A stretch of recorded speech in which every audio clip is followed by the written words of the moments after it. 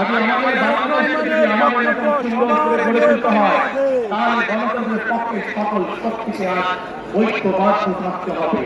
যে কারণে মহসিন আকরাম সহ বহু মানুষ তাদের জীবনকে উৎসর্গ করেছেন।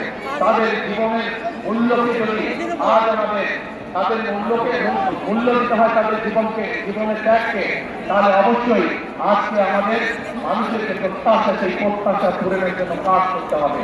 এবং যা নষ্ট করলাম আমি, এই চলা ধান শিশুর রাস্তা রাখুন, এই চলা বিএনপির রাস্তা রাখুন, বিএনপি আপনাদেরকে সাথে নিয়ে আপনাদের সেই প্রত্যাশা পূরণের কাজ করবে। ভাই বোনেরা, বিগত 15 বছর যেভাবে আপনাদের রাজনীতি এবং অর্থনীতি অধিকার সেরকম একটি ষড়যন্ত্র আবারও শুরু হয়েছে। আপনাদের প্রতি আমার আহ্বান, এই ষড়যন্ত্র সম্পর্কে সকালে সজাগ থাকবে, সতর্ক থাকবে, যাতে আবার আপনাদের অধিকার কেউ ছিনিয়ে নিতে না পারে। আপনাদের ভোটের অধিকার, আপনাদের কথা বলার অধিকার, আপনাদের বেঁচে থাকার অধিকার যাতে আবার কেউ ছিনিয়ে না পারে। 12 তারিখে নির্বাচন, ইনশাআল্লাহ এই নির্বাচনের কাছে আমার প্রত্যাশা, কখন যাবেন ভোট দিতে?